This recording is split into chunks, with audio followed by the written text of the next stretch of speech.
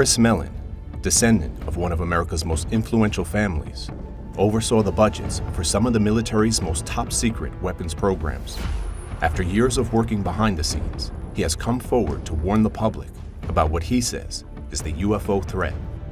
And I learned that our East Coast fighter squadrons were having recurring weekly incidents off the coast with vehicles of unknown origin that had no transponders, that seemed like they were probably engaged in espionage or clandestine collection.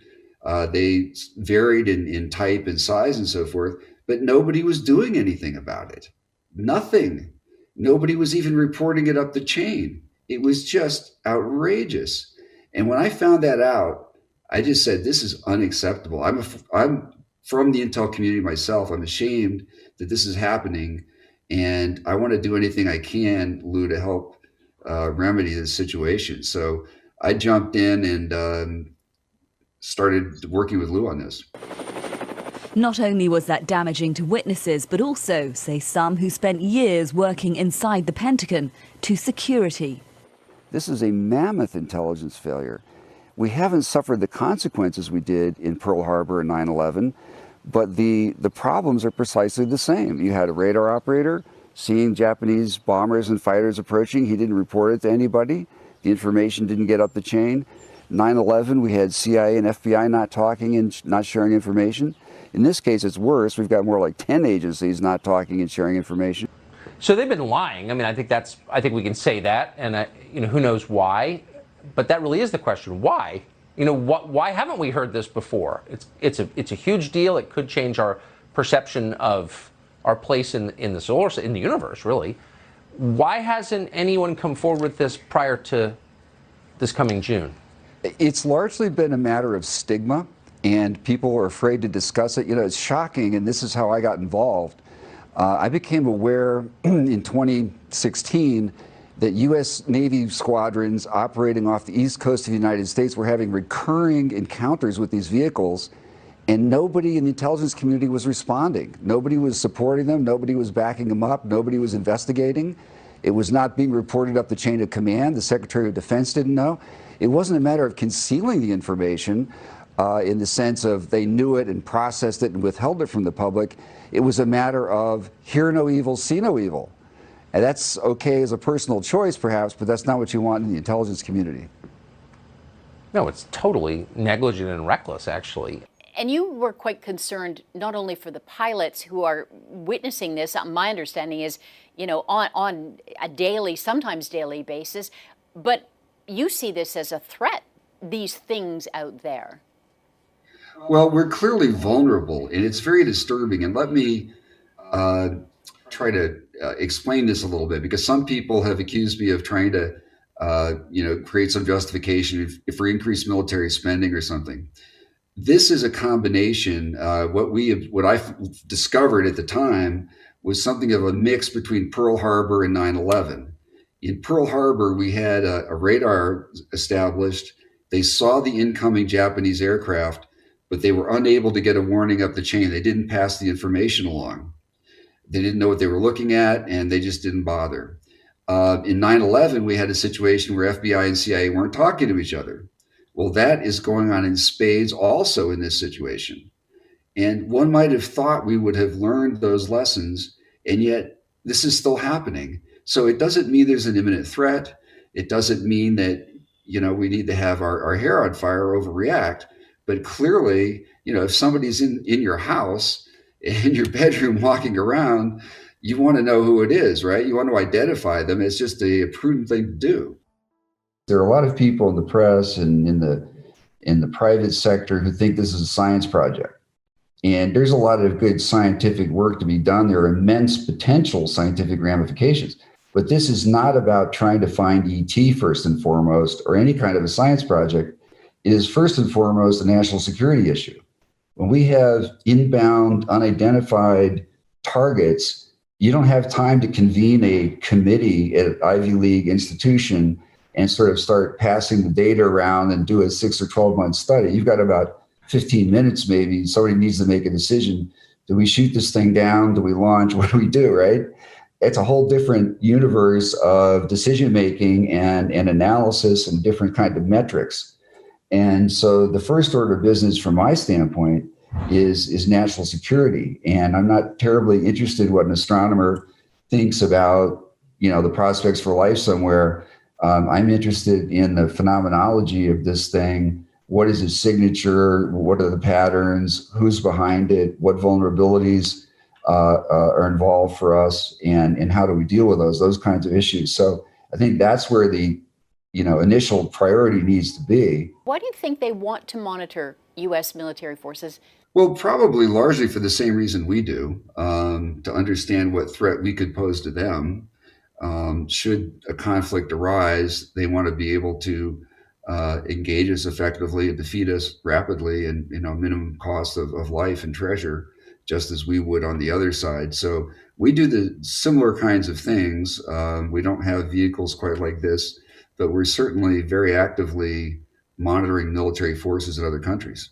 What I have concluded is, first of all, we have a massive intelligence failure on our hands. This has been going on for years, and hundreds of incidents. Nobody in the Congress was informed. Senior officials in the Defense Department were not informed. The intelligence community did not take action to support our military personnel at sea in these carrier battle groups and other locations. So it's extremely disturbing to think that after spending hundreds of billions of dollars for so many years and believing our airspace to be secure, in fact, we've had vehicles operating in restricted military airspace with impunity on a recurring and sustained basis for many years. There's two videos. One is of a Tic Tac going against the ocean. You can see this white object flying along. And then the second one is at a higher altitude, the object stationary, but sort of rotating, tilting. And you can hear one of the aviators say, "Look, dude, there's a whole fleet of them out there." And on their onboard sensors, if you talk to the pilots, I found out afterward that what he was referring to was a V-shaped formation of 5 or 7 of these objects that were approaching the Navy fighters. None with no transponders, unidentified in this restricted military airspace, a formation of these strange craft, which then turned and maneuvered away from them. By the way, are they all the same, or is it always that same 50-foot Tic Tac shaped thing? No, there's actually a variety of different kinds of objects and different sorts of patterns, behavior.